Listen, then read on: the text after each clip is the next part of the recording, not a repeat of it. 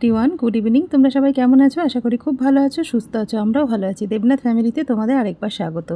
আজকে হচ্ছে বুধবার আর ঘড়ি কাটাতে বাজে এখন সন্ধ্যে 5:30। তো এখন থেকেই ব্লগটা শুরু করলাম তোমাদের সাথে নিয়ে, সঙ্গে নিয়ে। আর আজকে ঠাকুর ঘর থেকেই কিন্তু ব্লগটা শুরু করলাম সন্ধ্যেবেলায়। তো সন্ধ্যেবেলা সন্ধ্যেবাতি দেবো, আর আজকে একটু ধুনো ধরাবো, জানো তো। আজকে তো বুধবার, আর বুধবারে আমি কী দিয়ে ধুনো ধরাই সেটা তোমাদের সাথে আগেও শেয়ার করেছি। আর প্রত্যেক দিন কিছু না কিছু দিয়ে, কর্পূরটা তো দিতেই হবে। কর্পূরটা কিন্তু প্রত্যেক দিনই সংসারে সন্ধেবেলা জ্বালানো ভীষণ ভালো। তার সাথে তুমি এক এক দিনে এক এক রকম কিছু দিয়ে কিন্তু তোমরা জ্বালাতেই পারো। কর্পূর, একটু তেজপাতা, একটু লবঙ্গ। তো ধুনো ধরাবো, নারকেল ছোবা তো লাগবে। আর আমার ঠাকুর ঘরের খাজানা নিয়ে কিন্তু বসে পড়েছি। সব কিছু কিন্তু এর মধ্যে রয়েছে। নিত্য পুজো দিতে গেলে যা যা লাগবে সমস্ত কিছু আমি একটা মশলার যে ডিব্বেগুলো রয়েছে খোপ খোপ মতন, তার মধ্যে কিন্তু সমস্ত কিছু আমি গুছিয়ে রাখি। এটা যেন আমাদের রান্নাঘরে খুব কাজে দেয়, এটা কিন্তু আমাদের ঠাকুর ঘরেও ভীষণ কাজের জিনিস। সব কিছু রয়েছে এর মধ্যে। যা কিছু দিয়েই ধুনো ধরাও না কেন, নারকেল ছোবা, কর্পূর এটা কিন্তু লাগবেই লাগবে। প্রত্যেক দিন সন্ধ্যাবেলা কিছু না কিছু দিয়ে ধুনো ধরালে না, দেখবে এমনিতেই ভীষণ ভালো লাগে। ঘরের চারিদিকটাই যেন অন্যরকম হয়ে যায় একদম। আর কিছু যদি না থাকে, শুধু কর্পূর জ্বালিয়ে দেবে, তাতেও কিন্তু হবে। আর নারকেলের ছোবার সাথে শুধু কর্পূর, ধুনো এগুলো কিন্তু দিতেই হবে। তা আজকে দেখো আমি একটুখানি কর্পূর, লবঙ্গ 2খানা দিয়েছি, আর একটু ধুনো দিয়ে দিয়েছি।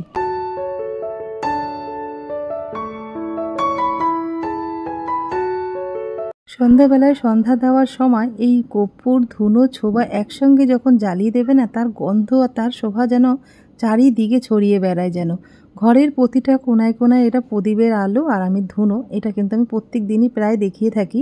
বৃহস্পতিবার, সোমবার, মঙ্গলবার প্রত্যেক দিনই ধুনো ধরাই বলতে পারো আমি সন্ধে দিলে। আর দেবনাথবাবু যখন সন্ধে দেয় তখন তো অত কিছু জানে না, ধরাতে পারে না, সেই জন্য ধূপকাঠি দিয়েই কিন্তু ঠাকুর দেয়। আর আমি যখন দিই তখন কিন্তু প্রত্যেক দিনই এই ধুনোটা আমি দেখিয়ে দিই। ধুনো ধরিয়ে কিন্তু আগে ঠাকুরকে আরতি করতে হবে। ঠাকুরকে দেখানোর পরেই কিন্তু তুমি ঘরের চারিদিকে ধুনো দেখাতে পারবে। ঠাকুরকে আরতি করার আগে কিন্তু কখনো দেখানো যায় না। তা ঠাকুরকে আরতি করে নিয়ে তারপরে চলে আসলাম আমার মেন যে দরজা রয়েছে, সেই দরজায় প্রদীপ দিয়ে আরতি করলাম, ধুনো দেখালাম, বাইরে দেখিয়ে তারপরে এবার ঘরের প্রতিটা কোনায় কোনায় কিন্তু আমি ধুনো আর কর্পূরের গন্ধটা ছড়িয়ে দেবো। আগেই কিন্তু আমি রান্নাঘরে দেখালাম, কেন রান্নাঘরে হচ্ছে মা অন্নপূর্ণার বাস।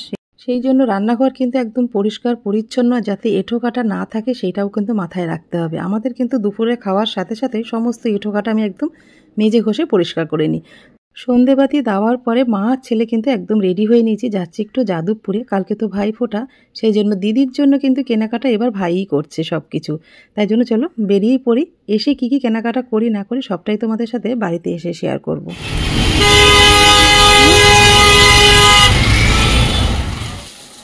গেছিলাম কালকে ভাই ফোঁটা, বাবু ও দিদির জন্য একটু কিনতে গেছিল, তাই আমাকে নিয়ে গেল। আমি বললাম পছন্দ করে জামাটা ছাড়িয়ে বসবো। দিদির জন্য একটা কুর্তি নিয়ে এসছে। আগে আমি কিনে দিতাম, কিন্তু এখন যখন যেদিন থেকে বাবু ইনকাম করতে শিখেছে, দিদিকে নিজেই কিন্তু ভাই ফোঁটা, রাখি পূর্ণিমাতে নিজের মতন নিজের সামর্থ্য অনুযায়ী ও কিন্তু কেনাকাটা করে দিদিকে দেয়। এই যে কুর্তিটা নিচ্ছি। মনা বললো শাড়ি নিচ্ছিল, তো মনা বললো ভাই শাড়ি নিবি না? ভালো, যেটাই ভালো। এটা নিয়েছে, ভালো লাগে না কুর্তিটা? একদম হালকা লিওন কাপড়ে। মনে হবে তো ছোট, মেয়ে তো রোগা, যেমন রোগাই হয়ে যাবে। এই কুর্তিটা নেওয়া হয়েছে। আর এখনো তো টুকটাক কালকে যদি কিছু কিনে নিয়ে যাবে, ক্যাডবেরি ফ্যাডবেরি, মিষ্টি, এগুলো কেনা আছে। আর আমি আমার ভাইকে ভাই ফোঁটা দেবো, ছোট্ট ভাই। ওর জন্য দুটো গেঞ্জি নিয়ে এসছি। এগুলো এখনো শীতের পোশাক কেনা বাকি রয়েছে। শীতের জন্য তো প্রত্যেক বছর শীত, গরম, বর্ষা মামার বাড়িতে কিছু না কিছু তো যায়।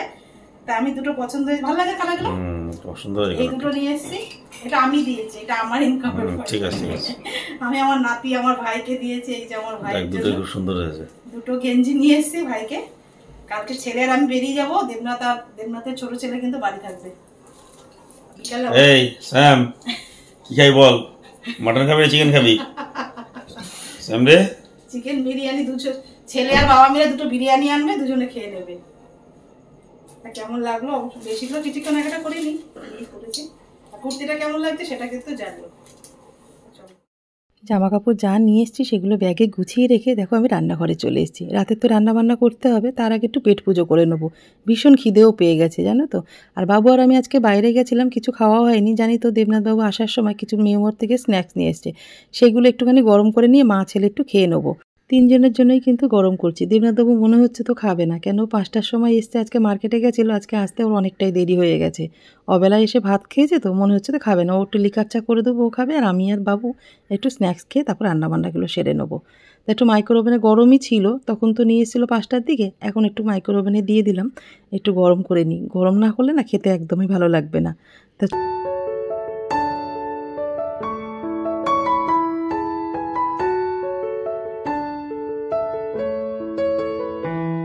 সবার জন্যই গরম করলাম। ছেলে একটু ছাদে গেছে, ও একটুখানি পরে আসবে, একটু বসেছে গিয়ে, সেই জন্য আমি কিন্তু 1 পিস মতন খেয়ে বাবার আর ছেলের জন্য ওইভাবেই রেখে দেবো। যখন ওরা খাবে তখন একটু গরম করে দেবো। এবার রাতে রান্নাবান্নাগুলো করবো। এটা খাওয়ার পর একটু চা খেতে পারলে ভালো হতো, কিন্তু চা করার মতন একদম আর সময় নেই। সন্ধেবেলা খেয়েছিলাম, সেই সন্ধেবাতি দেওয়ার পরই চা খেয়েই কিন্তু ছেলের আমি বেরিয়েছিলাম। এখন একটু চা হলে ভালো হতো, কিন্তু না, অনেকটা রাত হয়ে গেছে, এবার রান্নাবান্নায় যেতে হবে। তা ছেলে ছাদ থেকে চলে এসছে, আর আমি প্যাকেটের মধ্যে ভরেই রেখেছিলাম। তারপরে আবার একটু গরম করে দিলাম, তারপরে ও এসে খেয়ে নিল। আর কালকে দেবনাথবাবু আসার সময় কিছু ডাল আর ফুলকপি নিয়ে এসেছিলো, জানো তো। ফুলকপি দিয়েই ভাবছি আজকে রাতের কিছু রান্নাবান্না করে নেবো। আর ডালগুলো তার আগে একটু ঢেলে কৌটোর মধ্যে করে ভরে রেখে দিই। ডাল আমাদের খুব একটা খাওয়া হয় না, সেই সোমবার দিনকেই খাওয়া হয়। সোমবার দিন নিরামিষ করি না, সেদিনকে একটু ডাল লাগে, কিন্তু বাকি কদিন রয়েছে সপ্তাহে, সেই কদিন কিন্তু আমাদের ডাল না হলেও চলে। মাছের ঝোল, একটু ভাজা বা একটু তরকারি করলেই চলে যায়। কিন্তু ডাল কিন্তু বাড়ন্ত হওয়ার জো নেই, জানো তো। ডাল বাড়ন্ত হলেই যেন কেমন একটা যেন খালি খালি লাগে, যে কিছু একটা নেই, কিছু একটা নেই। সেই জন্য দেবনাথবাবু আসার সময় ডাল আর ফুলকপিও নিয়ে এসেছিলো। সেগুলো ডালগুলো কালকে ঢালা হয়নি, তাই ডালগুলো একটু ঢেলে গুছিয়ে রাখছি। আর মুসুরির ডাল থেকে মুগ ডালটা সকালবেলা লাগে, ছেলের একটু ব্রেকফাস্ট বানাতে হয়। ডালিয়ার ধরো করে দিলাম, বা ডালিয়ার খিচুড়ি, ওটসের খিচুড়ি করতে গেলে মুগ ডালটা কিন্তু লাগেই লাগে। ডালগুলো ঢেলে নিয়েছি, এবার জায়গা মতন গুছিয়ে রেখে দেবো। চলো এবার রান্নাবান্নাগুলো করবো। তা আজকে কী কী রান্না করবো চলো তোমাদের সাথে একটু শেয়ার করি। এই দেখো, ফুলকপি নিয়ে এসে 2খানা মতন। আর এখনকার ফুলকপি কিন্তু খেতে বেশ ভালো লাগে, জানো তো। সবে ঠান্ডা তো এখনও পড়েনি, পড়া ভাব। তা এখন যে ফুলকপিগুলো উঠছে, এগুলো খেতেই কিন্তু বেশি ভালো লাগে। তা ফুলকপি নিয়ে এসে 2খানা। তা একটা ছোটো ফুলকপিটা আমি কেটে নিয়েছি আলুর সাথে। আজকে ডিম দিয়ে ফুলকপি একদম কষা কষা করে রান্না করবো রাত্রেবেলা, আর তার সাথে রয়েছে গরম গরম ভাত। ব্যাস, আজকে কিন্তু এই খাবারই আবদার হয়েছে ওদের। ছেলে বাবা সবাই বললো আজকে ডিম কষা খাবো ফুলকপি আলু দিয়ে, আর তার সাথে গরম ভাত। ওদিকে গরম ভাত কিন্তু বসিয়ে দিয়েছি, আর ডিমটাও সেদ্ধ বসিয়ে দিয়েছি। আর এদিকে দেখো, মিক্সার জারে কিছু মশলা আমি নিয়ে নিলাম। আদা, রসুন, পেঁয়াজ, কাঁচা লঙ্কা একসাথে কিন্তু আমি বেটে নেবো। মশলা তো আমার বাটা হয়ে গেছে, আর ডিমটাও কিন্তু সেদ্ধ হয়ে গেছে। এবার ডিমটা নামিয়ে তারপর ডিমগুলো ছাড়িয়ে নেবো। তা চলো, আমি যেভাবে রান্নাটা করবো আশা করছি তোমাদের ভালো লাগবে। তোমরা এর আগে ফুলকপি আলু দিয়ে ডিম কষা খেয়েছো কি খাওনি, অবশ্যই কিন্তু সেটা কমেন্ট করে জানিও। খেতে কিন্তু বেশ ভালো লাগে, জানো তো।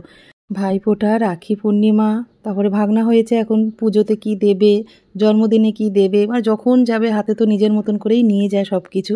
মানে কবে যে আমার ছেলে এত বড় হয়ে গেল সত্যিই বুঝতে পারলাম না। এই দায়িত্বগুলো কিন্তু নিজে খুব সুন্দর করেই নিচ্ছে, জানো তো। আজকাল কিছুই কিন্তু আমাকে আর জিজ্ঞেস করে না, আর কিছু কিন্তু আমাকে বলেও না।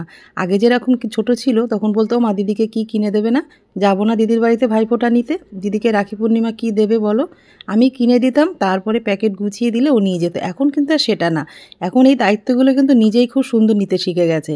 দিদিকে দেওয়া, ভাগনাকে দেওয়া, সব কিছু। এই ভাইফোঁটা, রাখি পূর্ণিমাতে নিজের সামর্থ্য অনুযায়ী কিন্তু দিদির জন্য কেনাকাটা করে। ছেলে কিন্তু একটু একটু করে সংসারের দায়িত্বটা ধরতে শিখছে, বুঝলে তো। আস্তে আস্তে আরও বড় হবে, আরও যখন ইনকামটা বাড়বে, তখন কিন্তু আরও কিছু দায়িত্ব কিন্তু নিজের কাঁধে তুলে নিতে পারবে। এখন দিদিকে দিয়েই শুরু করেছে সংসারের দায়িত্বগুলো নেওয়া। বড়দেরকে বলতে শুনেছি, বাবার জুতো যখন ছেলের পায়ে হয়ে যায়, ছেলে কিন্তু বাবার বন্ধু হয়ে যায়, কাঁধে কাঁধ মিলিয়ে চলে। বাবা কিন্তু তখন মনের দিক দিয়ে, সব কিছুর দিক দিয়ে কিন্তু দারুণ একটা জোর পায়, যে না, আমার বন্ধু, আমার সখা, আমার ছেলে আমার সাথে রয়েছে। ভাই বোনের এই মধুর সম্পর্ক যেন সারা জীবন অক্ষয় হয়ে থাকুক, ভগবানের কাছে এই কামনাই করি। ওরা যেন 2 ভাই বোন সুন্দর করে থাকে, খুব মিল থাকে ওদের মধ্যে, একে অপরের সব কিছুতে যেন পাশে থাকতে পারে, এইটুকুই আশীর্বাদ করি ওদের দুজনকে। তো দেখো, ডিমগুলো কিন্তু আমার ছাড়ানো হয়ে গেছে, তারপরে ছুরি দিয়ে না মাঝখান থেকে একটু চিড়ে দিয়েছি, যাতে তেল মশলাটা ভালো মতন ডিমের মধ্যে ঢুকে যায়, খেতেও কিন্তু ভালো লাগে। তারপর ডিমগুলো সরষের তেলের মধ্যে লাল লাল করে হলুদ নুন দিয়ে কড়াইয়ের মধ্যে ভেজে নিলাম। ওই তেলের মধ্যে কিন্তু ফুলকপি আলুটা, সেটাও কিন্তু লাল করে ভেজে নিয়েছি। এখনকার ফুলকপি তো সেদ্ধ না করলেও কিন্তু ভালো লাগে খেতে, আর যখন শীত চলে যায় সেই ফুলকপি খেলে কিন্তু একদম ভালো লাগে না, গ্যাস অম্বলটাও কিন্তু খুব হয়। ফুলকপি আলু ভেজে তুলে নিয়ে ওই তেলের মধ্যে কিছুটা তেল দিয়ে দিয়েছিলাম, সর্ষের তেল। তার মধ্যে দিয়ে দিলাম গোটা কিছু মশলা।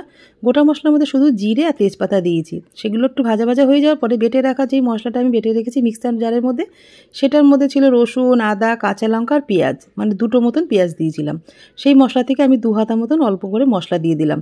অনেকটাই মশলা কিন্তু একসাথে বাটতে হয়, তো ছোটো মিক্সারটা না খারাপ হয়ে গেছে, বড়টার মধ্যে বাটতে গেলে একটু বেশি কিন্তু পরিমাণে মশলাটা বাটতে হয়। পরিমাণ মতন কিছু বাটা মশলা দিয়ে দিলাম। তারপরে গুঁড়ো মশলার মধ্যে রয়েছে জিরের গুঁড়ো, হলুদের গুঁড়ো, নুন, লঙ্কার গুঁড়ো দিয়ে ভালো করে কিন্তু মশলাটা এখন কষাতে হবে। লাস্টে কিন্তু দিয়ে দিলাম একটু কালার লঙ্কার গুঁড়ো।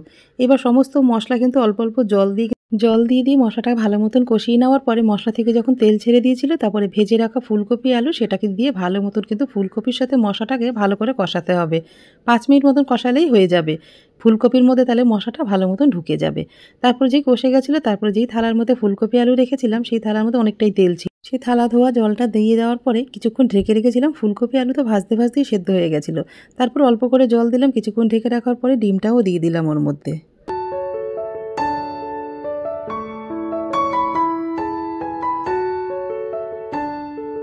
ফুলকপি দিয়ে ডিম আলু কষা কিন্তু আমার একদম রান্না হয়ে গেছে। দেখতে যতটা লোভনীয়, খেতেটা কিন্তু ততটাই ভালো হয়েছে। তা দেখো, রাতে তো ডিম আলু ফুলকপি দিয়ে কষা আর গরম গরম ভাত। রাতে রান্নাবান্না হয়ে গেছে, রান্নাঘরে কিন্তু সমস্ত কাজও আমি করে নিয়েছি। মানে যেগুলো খাওয়ার বাসন বাকি রয়েছে সেইগুলো শুধু মাজলেই হবে। এমনি রান্নার কড়াই টড়াই সমস্ত মাজা হয়ে গেছে। গ্যাসও কিন্তু মুছে আমি এক পরিষ্কার করে ফেলেছি।